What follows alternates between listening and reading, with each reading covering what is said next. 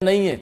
आप चरित्र में कुछ अच्छा काम करना चाहते हैं, भलाई करना जानते हैं, क्या आप चरित्र में पूछ सकते हैं परमेश्वर से अपने कैरेक्टर में, अपने स्वभाव में कि परमेश्वर गलती मेरे माँ बाप की है कि मेरी है? आज काम नहीं बना तो परमेश्वर मेरे अंदर कोई कमी है या मेरे बच्चों के अंदर कोई कमी है या परिवार में क्या ऐसा पवित्र आत्मा जी मुझे प्रार्थना में बताइए। तो कह रहे कि अपने चरित्र में सुधार करने की कोशिश कीजिए। यहाँ पहला राजा 18:2 में हम देखते हैं कि एक बार शोमरोन में अकाल पड़ गया और जब अकाल पड़ा तो अहाब राजा एलिया के पास जाता है और लेकिन उससे ये नहीं पूछ रहा कि ये अकाल क्यों पड़ा है, लेकिन वो कह रहा था कि ये अकाल तेरे कारण पड़ा है। एलिया पर मतलब एलिया पर कुड़कुड़ा रहा था। आज हमारा स्वभाव यही है, गलती हम खुद करते हैं। कई बार ऐसा होता है कि हम पूछते नहीं परमेश्वर से, कई बार हमारे ही गुनाहों के कारण हमारे काम रोक दिए जाते हैं, हमारे बिजनेस में अकाल पड़ जाता है, कई कई चीजों में अकाल पड़ जाता है, लेकिन वो हम उस बात के लिए कई बार हम क्लेम नहीं करते। और जितने मुझे लाइव सुन रहे हैं आज के बाद, मैं कह रहा हूं सुनने के बाद ही आपके काम खुलने वाले हैं यीशु मसीह के नाम में। अगर आप मीन बोल रहे हैं तो मैं कह रहा हूं आज बड़े बड़े काम खुलने वाले हैं आपके यीशु मसीह के नाम में। आपको तैयार रहना है कि परमेश्वर मेरे कामों को खोलेगा। ये अहाब राजा जब एलिया के पास, प्रॉफिट के पास गया तो उस समय परमेश्वर से वो पूछ नहीं रहा है, सीधा दोष लगा रहा है, लेकिन वो एक विश्वास की तरह से बोल रहा है कि भाई मेरे लिए क्या पता वो खुल जाए, लेकिन अपने चरित्र पर ध्यान नहीं दे रहा और कह रहा है कि बारिश करवा और अपने परमेश्वर से प्रार्थना करा। जब हम इसके 18:44 को पढ़ते हैं तो वहां पर लिखा अहाब के लिए जब उसने प्रार्थना किया तो 7वीं बार में जब प्रार्थना किया तो बाइबल बोलती है कि थोड़ी देर में आकाश वायु से उड़ाई हुई घटाओं और आंधी से काला हो गया और भारी वर्षा होने लगी और अहाब सवार होकर इजराइल को सवार हो गया, मतलब चला गया। लेकिन यहाँ पर हम बहुत सारी चीजों में हम देखते हैं, कह रहा है कि अहाब को जब पता लगता है कि कभी अकाल किस कारण से आया था, क्योंकि उस समय में एलिया ने उसको बताया, कहता है अकाल जो है कह रहा है कि वो इसलिए पड़ा तेरी लाइफ में 3.5 साल बारिश नहीं हुआ तेरे राज्य में। वो कारण क्या था? वो कारण ये था कह रहा है क्योंकि तेरी जो पत्नी है कह रहा है कि वो लालची है। तेरी पत्नी जो है वो हत्या कराने वाली है। उसकी जो पत्नी थी उसका नाम इजबेल था और वो क्या करती थी, वो मतलब उसको जो चीज पसंद होती थी वो चाहे कुछ भी करे उसको खरीद के लाना। उसको जमीन हो चाहे जायदाद हो या कोई व्यक्ति हो उसको खरीद लेना, नहीं मिले तो उसकी हत्या कर देनी अगर कोई बीच में रुकावट हो तो। मतलब कि उसने कहा हत्या के पाप के कारण कहता है कि तेरे काम रुके हुए हैं और तेरे घर में आशीष नहीं है। तो यहाँ पर उसको इस बात के बारे में लेकिन वो जानना नहीं चाहता, लेकिन परमेश्वर ने एलिया को बताया और लेकिन वो इस बात को मानना ही नहीं चाहता। लेकिन यहाँ पर एक बार मेरे पास महाराष्ट्र से एक आदमी आया और आकर कहने लगा पापा मेरे पास बहुत सारे मेरे बड़े बड़े काम थे, मेरे दादे परदादाओं की फैक्ट्रियां थी, बड़े बड़े जमींदार थे और बहुत कुछ अच्छा था, लेकिन हमारे साथ ऐसा क्या हो गया एकदम से हमारे पास खाने के लिए भी रोटी नहीं है। हम इतने इंटेलिजेंट हैं, पढ़े लिखे हैं, लेकिन हमारे पास पैसा नहीं है।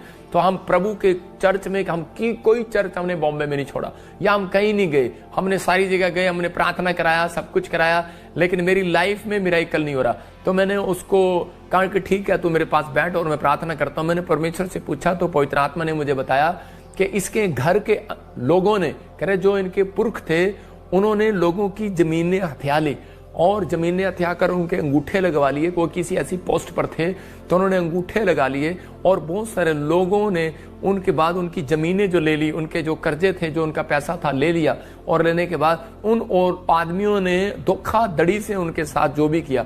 तो उसके बाद उनको वो लोग गरीब होकर वो मर गए, वो किसी ने सुसाइड कर लिया, किसी ने कुछ कर लिया। तो उसके बाद कह रहा है कि उनकी लाइफ में एक शराब देकर गए वो लोग, उन्होंने अपनी लाइफ में शराब दिया कि इनके बच्चे कभी ना बसें, इनका घर कभी ना बसें। तो बाइबल एक बात को बोलती है कि आपको पता है कि एक मसीह व्यक्ति का श्राप भी लगता है और एक मसीह व्यक्ति नहीं है उसका भी श्राप लगता है। तो इसलिए यीशु मसीह ने बाइबल में एक जगह पे कहा कि कोई किसी को श्राप ना दे। पवित्र आत्मा ने मना किया कि तुम शराब देने वाले नहीं आशीष देने वाले बनोगे तुम्हारी जुबान। तो इसका मतलब कि अन्य जाति लोग जो है उनको पता नहीं होता और वो शराब दे देते हैं और उनके साथ कुछ भी हम हर्ट कर दें, कुछ भी हो जाए तो वो शराब दे देते हैं। और मसीह लोग सोचते हैं कि शायद हमारे ऊपर कोई जादू टोना चल रहा है। वो जादू टोना नहीं होता, वो एक शराब होता है और वो शराब उन लोगों को तोड़ना नहीं आता। तो वो मेरे से पूछ रहा था कि पापा मुझे कैसे पता लगेगा? मैंने कहा ये चरित्र जब खराब हो जाता है किसी व्यक्ति का तो उसको श्राप लग जाता है। अगर आप प्रार्थना में हैं और बहुत प्रार्थना में आप ईमानदारी के साथ जीवन जी रहे हैं, तो वो श्राप आपको लगेगा नहीं। लेकिन कोई व्यक्ति ऐसा नहीं है कि वो गलती नहीं करता, लेकिन चरित्र खराब कैसे होता है वो पूछ रहा था मेरे से, तो मैं इसको बता रहा था कि एक व्याभिचार का कैरेक्टर हो सकता है। कह रहा है कि लालच का, धोखे का मन हो सकता है। कह रहा है कि आपके स्वभाव में लालच हो, धोखा हो किसी के साथ, या किसी से पैसा ले लिया और उसका आपके अंदर एक गंदी हैबिट हो कि आप वापस नहीं देते उसका। आपके पास नहीं है पैसा, आपने उधारा मांग लिया और आपने कहा चल यार ये मांग तो रहा नहीं, इसको देना नहीं है। इस कारण से आपके फाइनेंस पर अकाल पड़ जाता है। इस कारण से देखो, एक अगर आपके पुरखों ने पैसा लिया, अगर आपके माँ बाप ने पैसा लिया और आपने नहीं दिया, तो और आपके पास पैसा नहीं है, लेकिन वो शराब आपके ऊपर आ रहा है, लेकिन प्रभु का आत्मा कह रहा है कि वो शराब आज टूट जाएगा। आपको कहना है परमेश्वर, हाथ उठा करके प्रभु मैंने जिसका लिया है मैं उसका दूंगा। अगर आप अपने दादे परदादों का पैसा नहीं उतार पा रहे तो सिर्फ आपको क्षमा मांगने की जरूरत है। मैं कह रहा हूं वो शराब टूट जाएगा यीशु मसीह के नाम में। मतलब कि बहुत सारे लोगों को याद नहीं रहता कि मेरे परिवार में ऐसा कुछ है, तो उस समय हम कह सकते हैं कि परमेश्वर को, कि परमेश्वर कोई मेरे से गलती हुआ हो, मेरे दादे परदादों ने अगर किसी का ले लिया हो या रख लिया हो, या मेरे दादे परदादों ने किसी के साथ धोखा कर दिया हो, या कोई व्यभिचार कर दिया हो किसी औरत के साथ और उसको झूठा वादा कर दिया हो मैं तेरे साथ शादी करूंगा और बाद में ना कर पाया हो, लेकिन उसने अपनी जरूरतें पूरी करने के कारण उसके साथ चरित्र में एक धोखा कर दिया हो और वो औरत का श्राप लग जाता है कई बार। तो उसी समय उस शराब को तोड़ना होता है। बेशक आपने प्रभु में आ गए और आपने पश्चाताप तो कर लिया, लेकिन आपने वो जो उसके मन की बातें हैं वो वापिस नहीं जाती है। लिखा कह रहा है झूठ बोलना, धोखा देना, कह रहा है कि ये किसी का पैसा लेना और देना। तो उस समय में उस व्यक्ति ने कह रहा है कि 3 चीजें किया मेरे साथ। उसने पश्चाताप करना शुरू किया, प्रार्थना में परमेश्वर से पूछना शुरू किया, और कह रहा है कि नबी से पूछ रहा है वो। इसका मतलब अगर आपको नहीं पता लग रहा कि परमेश्वर आपको नहीं बता रहा, तो आप अपनी लाइफ के अंदर ये 3 काम करें कि प्रार्थना में हमेशा परमेश्वर से पूछें, परमेश्वर कोई भी बात अगर ऐसी है जिसके कारण तू मेरे से नाराज है या कोई ऐसी बात है तो पवित्र आत्मा मुझे बताएं। तो परमेश्वर आपको नबी के द्वारा, ड्रीम के द्वारा, दर्शन के द्वारा लिख लो, या बाइबल के वचन के द्वारा आप कोई वचन खोलेंगे और परमेश्वर आपको दिखाएगा। जब ज्यादा सीरियस बात होगी तो भलाई करना स्टार्ट करें। मतलब भलाई का मतलब कि आप दान करें या कुछ भी करें किसी लोगों के काम आए, तो उसी समय वो जो आपके शराब होते हैं जो किसी ने दिए होते हैं मुंह से, वो टूटना स्टार्ट हो जाते हैं यीशु मसीह के नाम में। तो आपको बिलीव करें। देखो हम बाइबल में पढ़ते हैं 2 शमूएल उसके 21:1 में कि यहाँ पर दाऊद की प्रजा के ऊपर अकाल पड़ा हुआ और उसको पता ही नहीं हो सकता है। कह रहा है कि आप ऑस्ट्रेलिया, अमेरिका, न्यूजीलैंड से, इंडिया से कहीं से देख रहे हैं, लेकिन लगातार 3 साल से नौकरी नहीं आपके पास, आपके पास 3 साल से बच्चा नहीं है, या आपके पास 3 साल से कह रहा है कि एक भी जॉब आपके मतलब अच्छी जॉब नहीं आ रही है आपके पास। कोई कारण हो सकता है, लेकिन अगर वो कोई कारण है तो मैं आज जो भी मुझे लाइव देख रहा है मैं उनके ऊपर से उस शराब को छोड़ देता हूं यीशु मसीह के नाम में। पवित्र आत्मा आपको आशीष दे। ये पवित्र आत्मा ने मुझे कहा कि जो भी तेरे स्पिरिचुअल सन डॉटर को जो लाइव देख रहे हैं, अगर किसी ने शराब दिया है, किसी ने भी दिया है, तो आज तू उनका याजक होने के नाते उनके ऊपर से वो शराब तोड़ दे। तो इसी समय पवित्र आत्मा ने इजरायलियों को कह रहा अपने दासों के द्वारा, नबियों के द्वारा कहा, कह रहा है तू इनकी ओर मुंह करके ने शांति का आशीर्वाद दे। तो आज मैं आपको शांति का आशीर्वाद देता हूं इस मिस्ट्री में से। जो मुझे लाइव देख रहे हैं, जो बीज बो रहे हैं, जो इस समय हाथ उठा रहे हैं, वचन को सुन रहे हैं, परमेश्वर उनके घर शांति के स्वरदूत भेजे यीशु मसीह नासरी के नाम। हर प्रकार का शराब टूट जाए यीशु मसीह के नाम में। तो देखो 2 शमूएल 21:1 में लिखा, दाऊद के दिनों में लगातार 3 वर्ष अकाल पड़ा, तो दाऊद ने यहोवा से प्रार्थना की। यहोवा ने कहा यह शाऊल और उसके खूनी घराने के कारण हुआ। इसका मतलब जब अकाल पड़ा तब दाऊद परमेश्वर से पूछ रहा है कि परमेश्वर कारण क्या है कि ये मैं इतनी प्रार्थना कर रहा हूं, 1 साल हो गया, 2 साल हो गया, कह रहा है कारण क्या, ये 3 साल से अकाल क्यों पड़ा है? तो परमेश्वर ने कहा शाऊल और उसके खूनी घराने के कारण। इसका मतलब घराना पिछला, तो कह रहा उसके घराने के कारण, अगला या पिछला, कहता उसके घराने के कारण पड़ा है क्योंकि उसने गिबोनियों को मरवा दिया था।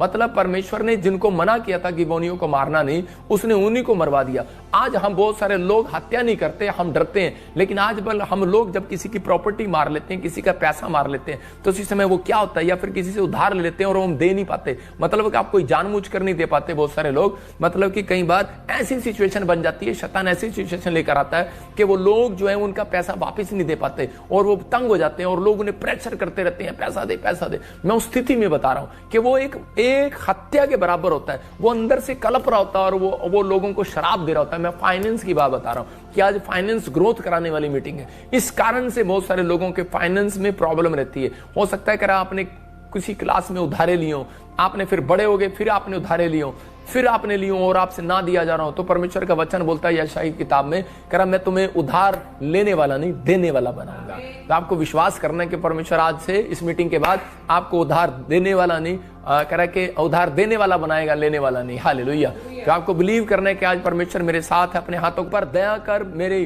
गवर्नमेंट जॉब को, मेरे धन की आशीष को पवित्र आत्मा तू खोल, मेरे बच्चों की आशीष को खोल। मैं उन लोगों के लिए कह रहा हूं कि जिन लोगों ने इस समय इस बात को महसूस किया कि कोई कारण हो सकता है, लेकिन अगर मेरे पास फाइनेंस, याद रखना फाइनेंस परमेश्वर उस व्यक्ति के ऊपर, फाइनेंस के ऊपर मेरे पास बहुत सारी टीचिंग है। मैं अगले हफ्ते फिर दूंगा आपको एक टीचिंग, और उसमें आप हैरान होंगे कि सच में पवित्र आत्मा की ओर से बताया गया कि आप क्यों दे रहा हूं मैं ये टीचिंग, क्योंकि पवित्र आत्मा ने मुझे कहा कि 2025 बहुत सारे लोगों के लिए आर्थिक तंगी का साल होगा।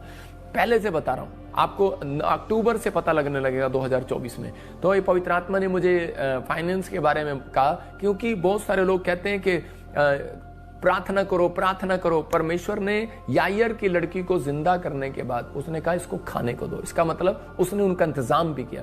परमेश्वर ऐसा नहीं है कि आपका इंतजाम ना करे, परमेश्वर आपका इंतजाम करना चाहता है। इसलिए ये वचन से पवित्र आत्मा ने बताया, कहता है ये कैरेक्टर के अंदर होता है, चरित्र के अंदर होता है, आपके स्वभाव के अंदर होता है। कहता है कि हमारे अंदर ये स्वभाव पड़ा होता है, हम किसी का लेते हैं देते नहीं है। या फिर अगर आपसे नहीं ले लिया और आपसे दिया नहीं जा रहा, तो उस समय आपको सिर्फ पवित्र आत्मा को बोलना है कि परमेश्वर मुझसे कोई गुनाह हुआ तो माफ कर, कि तू मुझे देगा तो परमेश्वर एक दिन में उसका जरूर दूंगा। तो परमेश्वर मुझे फाइनेंस को रिलीज कर, तो परमेश्वर आपको बहुत आयात से आशीष को देगा, बहुत आयात से धन की आशीष को देगा। बहुत बार करा, इसलिए करा कि दाऊद को जब ये बात पता लगी तो दाऊद ने परमेश्वर से पूछा और परमेश्वर ने कहा इसके खून नहीं कराने के कारण। इसका मतलब कह रहा है कि हत्या के कारण। कह रहा है यहाँ पर बहुत सारे लोगों के जीवन में ये गलतियां होती है और उनको पता नहीं होता। न्यायों की किताब 16:5 में कह रहे एक शिमशोन नाम का एक व्यक्ति था, वो बहुत बड़ा ताकतवर था। तो उस समय में वो इतना ताकतवर था क्योंकि वो किस कारण से, क्योंकि वो अपनी पवित्रताई के कारण से, वो इतना पवित्र, मतलब कि वो इतना धर्मी, मतलब इतना, मतलब कि वो प्रार्थना करने वाला, मतलब बोल्ड व्यक्ति था। लेकिन वो किस कारण से गिरा? सिर्फ वो अपने चरित्र में, कहता है कि वो सांभ नहीं कर पाया, अपने चरित्र की देखभाल नहीं कर पाया, क्योंकि वो ध्यान नहीं दे पाया, क्योंकि उसके अंदर क्या कमजोरी थी। शैतान हमेशा आपके जीवन में, बिजनेस में, चर्च में, सेवकाई में, आपके स्टडी में, आपकी चीजों में अकाल, आपके बैंक में अकाल क्यों लेकर आता है? क्यों? उसको कारण क्या है उसका? कहता है कि वो आपकी कमजोरी ढूंढता है, वो आपकी कमजोरी ढूंढता है कि इसकी कमजोरी क्या है। ये ज्यादा गुस्से वाला, इसका दादा ज्यादा गुस्से वाला था, इसका दादा बीड़ी पीता था तो वो आपके सामने बीड़ी लेकर आएगा। इसका दादा शराब पीता था तो शराब लेकर आएगा। हो सकता है आपके डैडी ने ना पियो, आपके डैडी ने उस शराब को तोड़ दिया, मतलब उसने ना पियो, लेकिन आगे बच्चा जरूर पिएगा, उसको जरूर डालेगा शराब में, मतलब कुछ ना कुछ करेगा। मतलब वो देखता है कि इसका दादा एक औरत नहीं 4-4 औरतों से खुश होता था, तो उसी समय उसके सामने, आगे बेटे के सामने औरतें लेकर आएगा।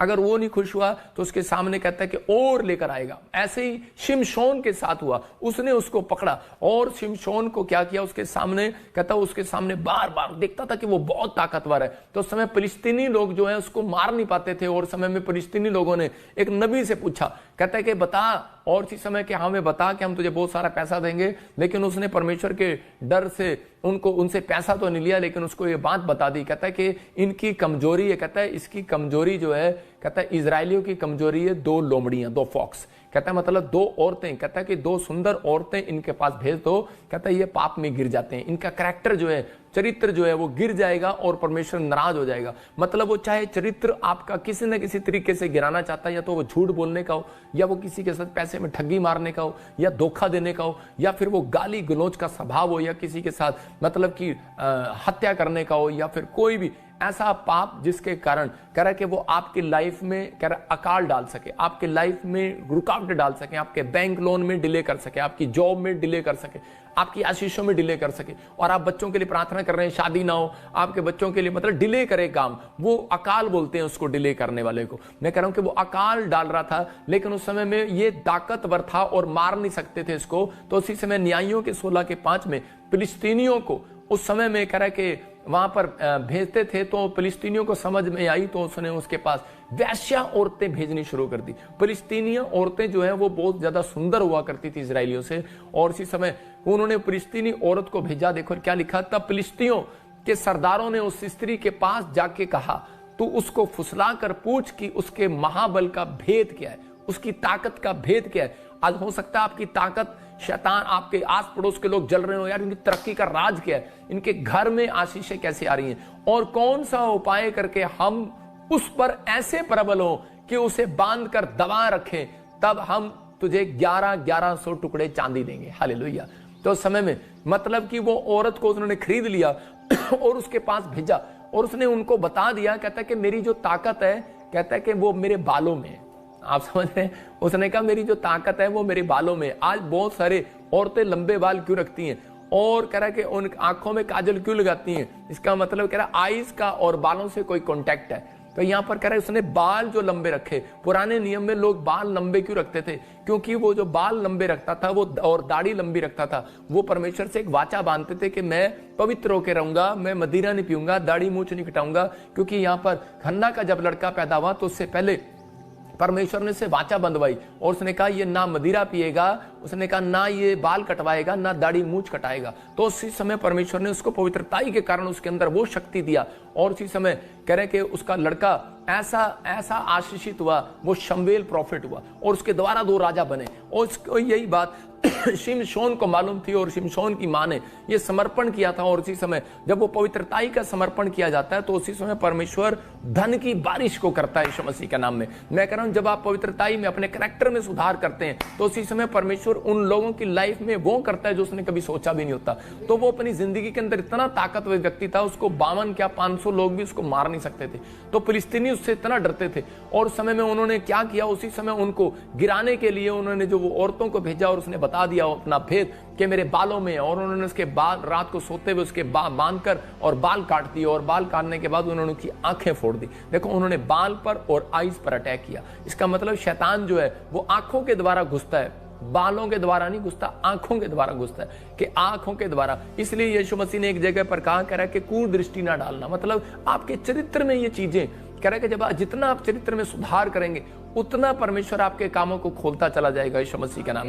हो सकता है कि आप एक दिन में नहीं कर पा रहे, लेकिन परमेश्वर का आत्मा कह रहा है कि एक टारगेट रखना पड़ता है, अपने बच्चों के लिए रखना पड़ता है। जब मैं सेवकाई में आया तो पवित्र आत्मा ने मुझे कहा था कि 3 चीजों से दूर रहना, शराब, कह रहा नशे से, लड़की से, और कह रहा कि और तीसरा एक और पैसे के लालच से। तो इन चीजों से कह रहा कि दूर रहना। तो पवित्र आत्मा आपको बताता है कि कह रहा धीरे धीरे उन चीजों से हमें बचा जाता है। लेकिन यहाँ पर बहुत सारे लोग जो हैं, कह रहा वो इन चीजों को नहीं समझ पाते, और वो शैतान के हाथ में गिर जाते हैं, और उन्होंने उठाकर उसकी आंखें फोड़ दी शिमशोन की, और वो अंधा हो गया, और उसी समय उसको मार डाला उन्होंने। आज बहुत सारे, इसका रहस्य क्या है कि यही बात बता रहा हूं कि आंखों को फोड़ डाला शिमशोन की। आज शैतान बहुत सारे लोगों की, विश्वासियों की आंखों को क्यों फोड़ना चाहता है। हो सकता है कि आपकी आंख जिंदा हो, आपकी आंखों को क्यों फोड़ रहा है। कह रहा है कि आपकी आंख, कहता है वो, कहता है मैं उसको मानता हूं, कहता है जो आपकी कार है, घर है, बच्चे हैं, परिवार है, इसका मतलब कहता है वो आपकी आंखों पर बसे हुए हैं, आपकी आंखों में बसे हुए हैं, आप इनसे देखते हो अपनी आशीषों को। तो कहता है इनकी आशीषों में कुछ करंट डालो, और उसी समय ये लोग ढीले हो जाएंगे, और उसी समय निराश हो जाएंगे, और परमेश्वर से दूर हो जाएंगे। इसलिए फिलिस्तीनी लोग जो है वो उसकी ताकत का राज पूछ रहे थे, लेकिन शिमशोन को जब अपनी गलती का एहसास हुआ तो उसने एंड टाइम पर परमेश्वर से प्रार्थना किया, और उसी समय फिर से परमेश्वर ने उसे जान दिया, ताकत दिया, और उसी समय उसने उन सबको गिरा दिया। मैं फिर कह रहा हूं कि मार दिया अपने दुश्मनों को। तो याद रखना कि अगर आज आप अपनी लाइफ में कुछ नहीं कर पा रहे, तो इस समय अगर आपको एहसास आ गया कि पवित्र आत्मा जी मेरी आंखों के सामने आज तक विकार, गाड़ी, मैंने अपनी जिंदगी में एक भी आशीष क्यों नहीं देखा, तो पवित्र आत्मा कह रहा है कि इस समय आपको पूछने की जरूरत है। नंबर 2 कह रहा है कि आपको पश्चाताप करने की जरूरत है। नंबर 3 कह रहा है कि भला काम करने की जरूरत है। नंबर 4 कह रहा है कि आपको अपने कैरेक्टर में सुधार करने की जरूरत है। अगर आप करते हैं तो पवित्र आत्मा काम करता है। बहुत सारे लोगों के अंदर कह रहा है कुछ पाने की लालसा होती है, एक लालसा पाने का घमंड, लालसा पाने का एक पाप होता है, और उन लोगों को पता नहीं होता ये पाप भी बहुत सारे लोगों के कारण कहता है कि धन की आशीष में रुकावट में बैठ जाता है। तो यहाँ पर कह रहा है कि इसके पास इतना धन था शिमशोन, लेकिन 0 हो गया। आज मैं कह रहा हूं कि वहां पर उस समय में अहाब राजा है, उसके उस समय में 10 राज्य में 10 राजा हुए, और 10 में से सबसे ज्यादा सारे राजा बेकार निकले। लेकिन ये राजा जो अहाब था, इसने एक अनुचित काम किया, इसने एक दूसरी औरत से शादी किया जो परमेश्वर से नफरत करती थी। और उसी समय कह रहे कि उस औरत का एक टारगेट था कि मैं कि परमेश्वर के लोगों को मरवा डालूं, परमेश्वर के लोगों के खिलाफ करती थी वो, और वो उनको फंसाती थी किसी न किसी तरीके से। तो एक बार जब उसने काफी लोगों को मार दिया, एक बार क्या हुआ कि दूसरा राजा 9:30 और देखते हैं हम, दूसरा राजा 9:30 में और 32 और 33 में देखते हैं, पढ़ते हैं इसको एक जगह पर। हाँ, जब येहू इस्राएल को आया तब इजाबेल ये सुन के अपनी आंखों में सुरमा लगा, अपना सिर संवार कर खिड़की में से झांकने लगी। हाँ। जब येहू फाटक में से होकर आ रहा